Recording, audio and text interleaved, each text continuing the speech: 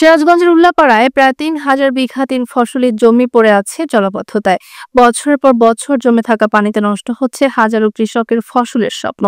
রামকৃষ্ণপুর ইউনিয়নের বিস্তীর্ণ কৃষি জমি আজ পানির নিচে। কৃষকদের অভিযোগ, অপরিকল্পিতভাবে যেখানে সেখানে পুকুর খনন ও পানি নিষ্কাশনের ব্যবস্থা না থাকায় মাঠে হাঁটু সমান পানি জমে থাকে।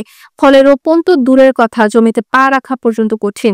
একসময় যেখানে ধান, পাট আর আলুতে সোনালী ফসলের হাসি ফুটতো, এখন সেখানে থই থই জলরাশি। 2 বছর ধরে এসব জমিতে কোনো ফসলই হয়নি বলে জানালেন স্থানীয় কৃষকরা। খালের মুখ বন্ধ হয়ে গেছে। আমরা উপজেলা প্রশাসনকে জানিয়েছি, দ্রুত ব্যবস্থা না নিলে পুরো ইউনিয়নের কৃষি উৎপাদন হুমকির মুখে পড়বে। বারবার প্রশাসনের দ্বারস্থ হয়েও মিলছে না কোনো কার্যকর পদক্ষেপ, এমনটাই বলছেন ক্ষতিগ্রস্ত কৃষকরা। জলাবদ্ধতা করে আমারে হতাশাগ্রস্ত করেছে। বহু জমি পতিত আমার এই এলাকা আমরা নিঃস্বর ভিতর পড়ে গেছি। আমাদের আর পেটে ভাত যাবে না স্যার, এই অবস্থা যদি থাকে। স্যারের কাছে আমরা অনুরোধ জানাবো, এই জলাবদ্ধতা যেন অতি তাড়াতাড়ি শেষ হয়ে গেলে পারে আমাদের আবার পুরাদমে আবাদ করতে পারবো ইনশাআল্লাহ। দবিরগঞ্জ দিয়ে দেখেন অনেক পুকুর দেওয়ার কারণে 4 ইঞ্চি 5 ইঞ্চি পাইপ দেওয়ার কারণে ওখানে পানি যায় না। কিছু বলতে গেলে মরে তোরা মরে, আমাদের যার যার নিজের স্বার্থে শেষে চলে ভাই, বুঝলেন? তেমন কি বলবো, এই সব বলতে গেলেও সমস্যা। কত হাজার হাজার জমি তলা শেষ হয়ে আছে, আমরা আবাদ করে ফেলতেছি না। সমস্যা তো আমাদের একটাই, আমাদের অন্য কোনো সমস্যা নেই। পানিরও যদি পারেনার ব্যবস্থা যদি উপর মহল করে দিত, তাহলে আমরা আবাদ করে 2-4 মণ ধান ছাল পারলে আমরা খাওয়া দাওয়া করতাম। আমরা তো অনেক গরিব মানুষ, আমরা তো কটমটে খাই, নিজস্ব জমিও তো আমাদের নাই। বিগত সরকার এই 15 বছরের মধ্যে আমাদের এই জলাশয় করে ফেলাইছে, বাটিতে পুকুর দিয়া।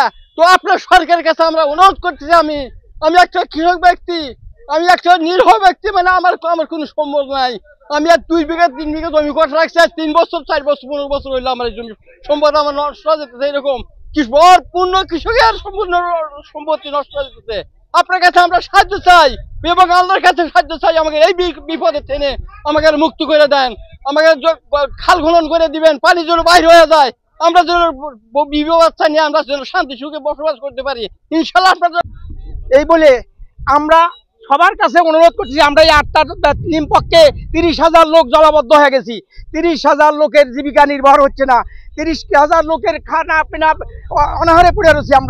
আমরা এই মানববন্ধন করছি, এই জন্য আমরা চাচ্ছি যে এর খাল খোলন, এই পুকুরালারা জলাবদ্ধতা করে দিয়ে এই পুকুরটা যাতে না হয় এবং খাল খোলন করিয়া আমাদের পানি নিষ্কাশনের ব্যবস্থা করার জন্য অনুরোধ করছি আমরা এই সবার কাছে।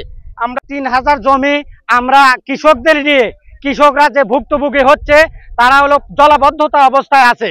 সামনের যে অবস্থা, ওই অবস্থাগুলি আমরা দূর করতে পারবো।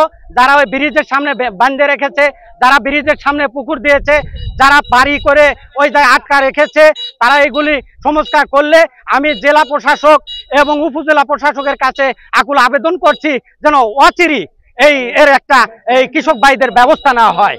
উন্নয়ন পরিকল্পনার অভাবে জমি হারিয়ে কৃষক রাজনীতি সেহারা।